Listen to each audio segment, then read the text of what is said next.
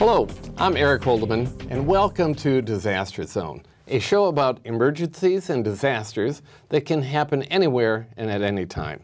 Today we're talking about flooding. It's the most frequent and expensive disaster we experience in King County. Joining us today is flooding expert Bob Freitag. He is on the faculty at the University of Washington and is also the director of the Institute of Hazards Mitigation and director of the university's new Floodplain Management degree program. And Bob, welcome to the show today. Happy to be here. Great to have you. You know, we did a show years and years ago with a number of your students back then, so it's good to have you back. A lot of water has gone over the dam or down the river channel. Or under the bridge. Under the bridge, right. So, Bob, we've known one another since the fall of 1991, right about what might be our anniversary date. Yes. I might get a little emotional here. But, you know, what's your background and how did you become interested in flooding as a hazard and then also as a disaster? As a child, I grew up in Chicago, and my father worked for the YMCA and had a camp. And every summer I would go to the camp and we would go on canoe trips. This was at least 10 summers. So I became very familiar and really loved rivers and everything about rivers. And also, someplace in my career, I ended up in Australia as a consultant with a firm, and there was a hurricane that hit Darwin. And that time I had a degree in planning, and we did plans for Darwin. We actually didn't get the full contract. We did a scope of work, but I became enthralled with just the power of nature and the opportunities after an event like that. A few years later, I worked for FEMA. I got a job with FEMA, and which we're acronym free. The Federal Emergency Management Agency, and specifically with the National Flood Insurance Program, and became professionally more involved with water. So it's been kind of a long process, but this is where I am now. After I left, by the way, the university, or after I left the Federal Emergency Management Agency, I headed up the Institute for Hazards Mitigation and joined the faculty at the University of Washington. Okay, and besides flooding, you were also a director for the CREW, which I'll let you say what CREW is. It's the Cascadia Region Earthquake Work Group. Yeah. It's another one of our major changes in our environment, earthquakes. Yeah. Okay. So, all right. So I'm from Illinois. Where did you live in Chicago? I lived in the community that the president tried to organize. I lived in Roseland, or near Roseland, in South Chicago. Okay. We would say Chicago. Chicago. There you go. So you've actually co-authored a book on flooding, and so what did this book add to the knowledge base on flooding as a hazard, and what's its title? It's printed by Island Press, and it's called Floodplain Management, A New Approach to a New Era. The reason we did the book is because there were a lot of texts on floodplains from a hydraulic standpoint, and there were a lot of manuals by the Federal Emergency Management Agency, but there wasn't any really one text that brought the hydrology together with risk and with urban form and development. So we wrote this book. The major theme of the book is really that water and flooding is just a natural occurrence.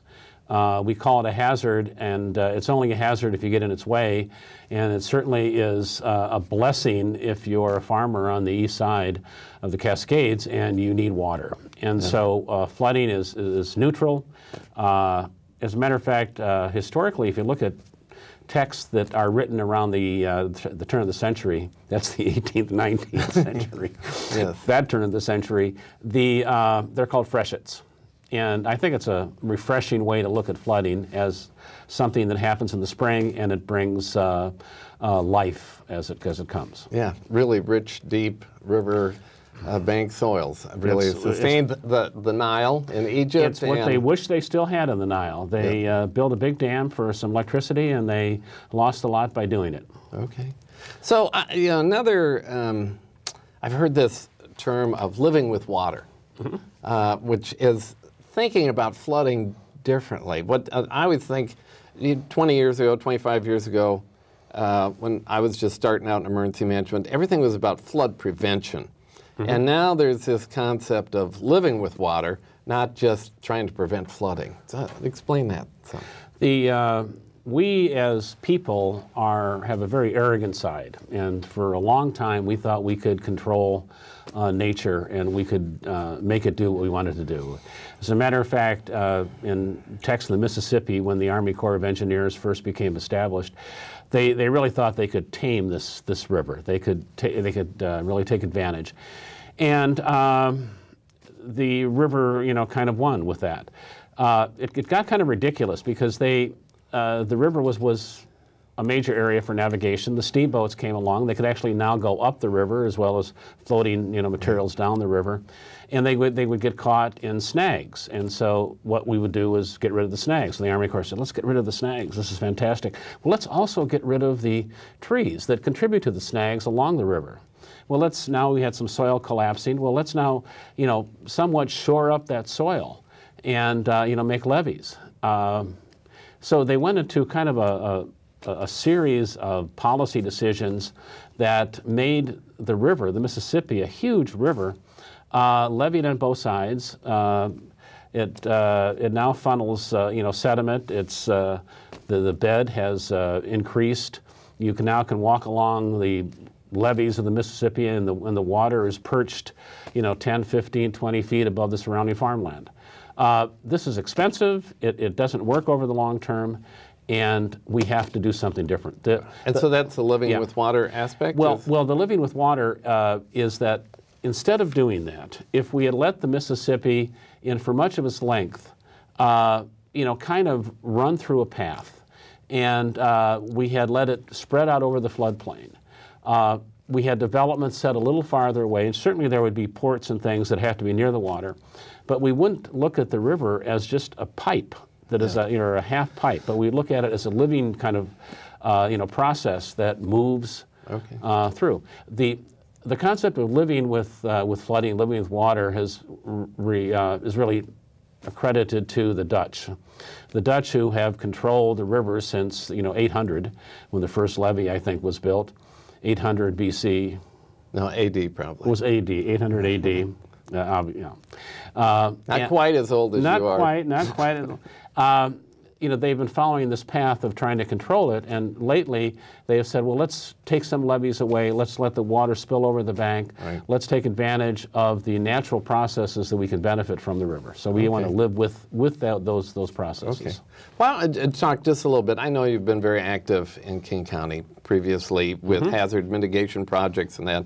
So Mississippi, long ways away. Long way away. But certainly a number of rivers here in western Washington. It's, King, Pierce, Snohomish counties. Some have flood control measures on them, dams and levees. Others have little. So I'm thinking like the Snoqualmie River, a lot of good work has been there trying to eliminate the hazards from flooding there.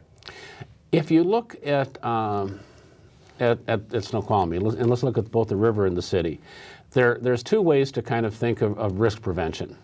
You can look at the hazard itself, the flooding, the characteristics of the flooding, and you can kind of manipulate those with levees or different ways. You can also look at that which is impacted. In Snoqualmie, they looked as hard as they could at kind of adjusting that river, but there's a falls there, and there's only so much they can do in terms of keeping the water isolated in the channel. So every 5 years or so, on the average, it spills out. And what they have done is they've taken an approach, well, we're going to live with the flooding, and we're going to have flooding with as little consequence as we can. So the homes are elevated. There are several hundred homes that have been elevated since 1984 when they first started. And so when the Snoqualmie River does flood, it stays in its banks for a 1, 2, 3, 4 year on the average flood, but at some point it then starts to spill over. But when it spills over, they have reduced and are continuing to reduce the consequence of that event. Yeah, so elevation, and then there's also been a very active buyout program of repetitive loss structures. And we talk about flood losses. Maybe you have this percentage. How many flood lost properties that are repeated losses? I mean, I can't remember. Is it 50% or something like when we say, oh, this house was damaged by a flood? Well, it's been damaged many times before that. Do you know that percentage? You mean how a home that is actually registered as a repetitive loss home? Yeah. Right. You know, I can't remember. I think it's three flooding events that have caused damage and caused a claim on the National Flood Insurance Pool, right. Or 2 of a certain higher magnitude. Okay, so it is frequent, though. Yeah, it is. So you've mentioned, we talked about the agricultural part of floodplains, how it replenishes the soil and that. What are there other reasons that floodplains are so important? Well, floodplains. Let's talk about rivers just for a little bit.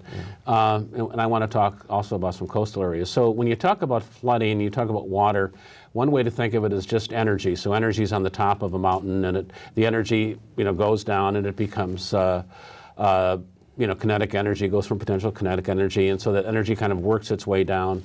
Right. And it causes some damage. It can also cause some benefit. We have power that's our hydropower. Hydropower, that is the direct result of that potential energy becoming kinetic energy. Right. We have sediment that's moving up the river and it's moving down the river, and so it's putting that there. The energy itself, can be distributed over the river bank, and it can be stored there. And so if it's stored on the upper reaches of the stream, then it's not flooding as much downstream. By being stored there, it can stand on the sides of the river, and it can recharge the aquifers that are there. Well, it has the whole ecological aspect. It has a benefit for fish and but also it for farmers, because I mean, as it recharges that aquifer, then that aquifer is distributed, and that may be a tremendous resource. What's happening now is, I mean, it's happened forever. We have evaporation, and the evaporation goes in the air, and then the evaporation turns to rain. The rain comes down and rains on the mountains, and then or snow. Or it's stored in snow, in snow, and then it comes down in the winter when it's rain, and it comes down as that snow melts in the summer, and that process just kind of continues. What's happening now with climate change, we'll get into that a little bit, is that we're losing the snow like we did this year. And the forecasts are that we are quickly becoming a system where rain dominates and snow is not very important at all, right. Which means that it floods in the summer, it doesn't flood in the or floods, I'm sorry, in the winter months. There's no snow to make that second peak in the summer.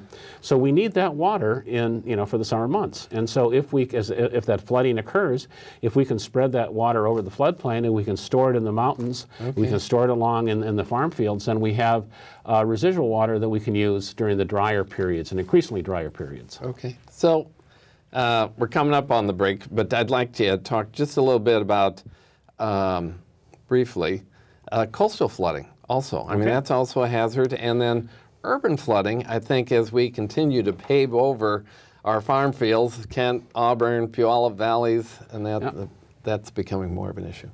Let's talk about urban flooding first, because we already started with it. So in Snoqualmie, the city of Snoqualmie, we have a Snoqualmie River, and it floods. So it's every 5, 6, 7, 8 years it does flood.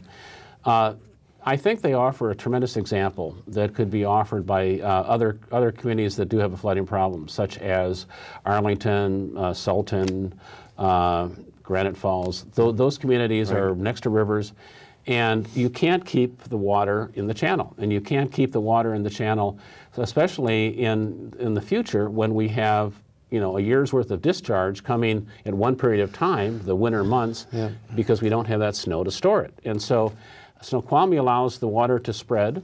I don't know if they allow it to spread, but it spreads. And they're incrementally removing the risk because of a whole series of measures. And I think that offers an opportunity that for communities that live along the river, they're going to have to actually take some water and live with that kind with the flooding, and they can do that. And as the water spreads, the energy will be dissipated, and you'd have really less destruction downstream. Okay. So what I want to do is take a break right now, Okay. and when we come back, for you folks at home, we're going to talk about that coastal flooding aspect, but then also a new degree program that our research professor, Bob Freitag, is just now starting up, and we'll be back with that information, much more on flooding as a hazard and what you can do to be part of the solution. Stay tuned. In the event of a catastrophe, you need to know what to do to make it through. By preparing now, you and your family will have a better chance of surviving when a catastrophe happens. Here are 3 tips to get you started. Have an emergency plan with meeting places and an out-of-area contact. Prepare a supply kit for your family and pets that includes what you need to survive for 7 to 10 days. And be prepared to help each other. Start now and take the first step to protect the ones you love. For more information, visit makeitthrough.org or find us on Facebook. Welcome back, and if you're just joining us today, my guest today is Bob Freitag on the faculty of the University of Washington and a research professor. We're talking about flooding. Bob, before we went to that quick break, I promised our viewers we'd come back and talk briefly about coastal flooding, and then also about your new degree program that you're just starting up. Actually, you're looking for students for that. Yeah. All right. So let's talk about coastal flooding in the context of energy. And you really need to understand coastal flooding and to understand climate change and how it's affecting coastal flooding. You have to have a little idea of energy and just conservation of energy. So what happens is that we have a certain amount of energy in the atmosphere, and we have a certain cycle called the hydraulic cycle. And water evaporates. It goes into the air, it then rains someplace, and that energy then flows down and flows into the ocean, and then we have windstorms that come, and we have coastal storms that come in, and those are energized. But with climate change, we're really getting more energy in the atmosphere, and so that energy really has to go somewhere. And if you look at energy as energy, and if you have a stove and you boil some water, and you want to turn that boiled water into mechanical energy, you can put it through a steam engine. And if you want to turn the steam energy, the mechanical energy, into electrical energy, you can wire it to a battery. If you want to change that that chemical energy, back into into heat, you can put it through a coil and put some resistance in it. Energy can change form. So the energy in the atmosphere that is causing this hydraulic cycle, where you have a storm coming in, you have waves, and you have run-up on the beach. That storm goes into the land. It meets, in our case, the mountains. You then have rain that comes down. The rain comes down. It washes down the river. It starts to erode some banks. It floods. It continues on down to bring sediment down. That whole cycle is now, it's like you have a rheostat and you're just turning up the volume. With a warmer air temperature. With a warmer temperature. And perhaps even warmer ocean. Well, and the warmer ocean that is becoming warmer because of the more energy in the atmosphere. Right. But the important thing is we're not talking about 1 degree, 2 degrees, 3 degrees. We're talking about just more energy that has to go someplace. And that energy can be realized in terms of increase in coastal storms. It can be realized in terms of melting ice. It can be realized in terms of sediment on a riverbank with more water coming down at a different time as it kind of reestablishes itself. And the warmer the atmosphere becomes, the more energy you have. And therefore, these systems go faster. So the best way to kind of think of it is you turn up that rheostat. So now let's go to coastal problems. Well, okay, go ahead. Well, why don't you talk about your program? Because I want to make sure you talk about your degree program. Because flooding is not going to go away. I mean, this whole, I tell people, emergency management, disasters, floodplain management, these are growth industries. And so we need more experts, the next generation to replace you. So what's being done about that? I think replacing you is a great idea. So. I think we're starting a program, and it's a hybrid online program. It'll start in June. It's a master's program. A person will graduate with a master's in infrastructure planning and management with an emphasis in flood risk. It has a 2-week residency. We want to make sure that people understand rivers, and the first 2-week residency will talk about stream mechanics and coastal mechanics and some ecosystem services. We'll then go into online programs, and the second summer they'll actually do a plan for a local community. So it ends up with a master's program. And the reason it's important— With a real practicum. With a real practicum. And you will have a real basic knowledge. It's a science-based program, but it's in the planning department, and so you'll learn real approaches and tools to solve problems. And not that I wasn't listening to, but is this a master's degree? It's a master's degree program, and it's the only one in the country. So we feel that this is extremely important. We've got some great faculty working on it, and for an issue that is increasing. Okay. Well, that sounds great. And thanks for really having national leadership on that topic. You know, a question that keeps coming up again and again and again and again is, okay, we talked about the 100-year floodplain. We've just had a 100-year flood, and then really early 90s, well, I remember here in King County, and we've had successive 100-year floodplains that were sometimes 1 year apart, sometimes 5 years apart. Explain that real briefly for the layman, why we call it 100-year, but it keeps happening more frequently. It's a statistical floodplain, and it's also referred to as the 1% chance floodplain. So this area that is normally dry, that can become wet, and it has a 1% chance in any 1 year. And so it's a probability that you're thinking of. It has a 1% chance of becoming wet. There's also a floodplain that may have a 50% chance of becoming wet in any 1 year. There's also that has a 500-year floodplain, or a 0.2% chance of becoming wet. But it's based on historic information. And so you need a good record of historic information, and they find out historically on the average, you know, what land is normally dry that becomes wet, and at what frequency. The problem you have is that the world's changing. And what influences the 100-year floodplain and where that area that's dry that's becoming wet is you have development in the upper watershed, you have trees being cut down, or you have fires, or you have trees that are dying or forests dying, so the water runs down quicker, it's not stored. You have a lot of development with streets, and so that land doesn't absorb the water and it comes down faster. None of that's in the historic record. And now we have climate change. So we have a system locally where we have all that energy in the atmosphere, in our case, is melting the snow. And so the snow, they used to store some of the water, so we would, in the winter months, we would have some of the moisture stored as snow. Now it's running down more quickly, so we have more water. So not only is the water not being stored as snow and in the mountains because of the trees or because of subdivisions, there's also more rain that's happening. And so we have flooding. So the 100-year floodplain, as a statistical flood based on historic information, is proving in many dynamic watersheds is very inaccurate. Okay. So, you know, I'm hoping— Was that an answer to that? No, it's very good. Very good. I wanted a yes or no. Yes. Okay. It's good. Yes, it's increasing. And there's a reason. And I hope to actually have a program just on this whole 100-year piece and these changes. We have a little grant, or working on a grant, to actually come up with a new way to display the 100-year flood now. Okay. And where we're looking at climate change. So, I mean, it's a big— people are looking at it. It's a big deal. All right. So we have 5 minutes left, and we have a number of things we want to touch on quickly. So you talk about 3 approaches that can be used to reduce or eliminate flood hazards. So what could people do at home? So if you're looking at flooding as, you know, the science of the river, that's really a purview of counties and cities. But what can you do on your property? Basically, you can protect it, you can accommodate, or you can retreat. And so, and all of that's done. In terms of protection, people have built levees. They have built around their homes. They have sandbagged. They've tried to divert the water.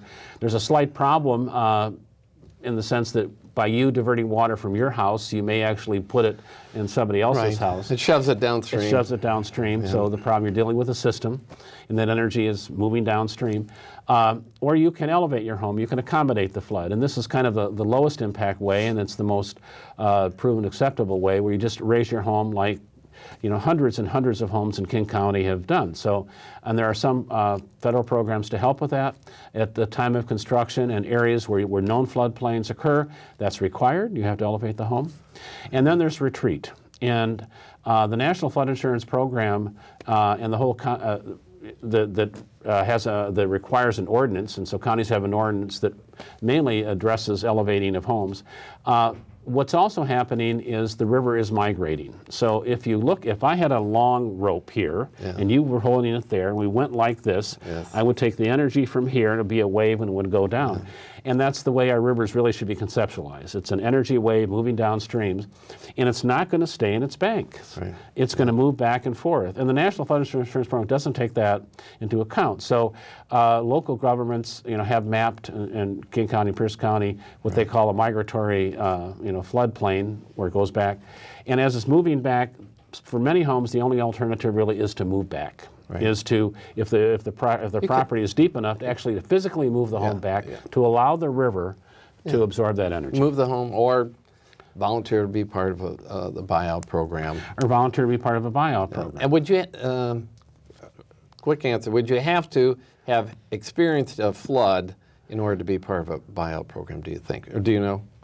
Well, if FEMA provides money to the county, or really to the state to the county, and each home has to be evaluated for cost benefit. Okay. And there are homes that, let's say, are on a ledge or something like this, that the county could apply their part, but it's a very competitive source of funds. And there are, just to show you that. We got 2 minutes left. Okay. So, real quick question for you, because we've had this dialogue for years and years talking about. I've called mitigation the golden thread, but now there's this term resilience and mitigation. So we only have a minute left. Just how do you see, they're the same or different? Disaster mitigation and disaster resilience. You got a minute. Nationally, it's been estimated there's about $33 billion of assets that are at risk from flooding. Weak coastal assets, just because of climate change and increase in storms. We can't buy them all. And so communities are going to have to kind of adjust as something happens. And that was the disaster mitigation aspect. In the mitigation aspect, we thought that if all homes, we could elevate all at-risk homes, we pretty much solve the problem. If we could make earthquakes homes stronger, we would solve the problem.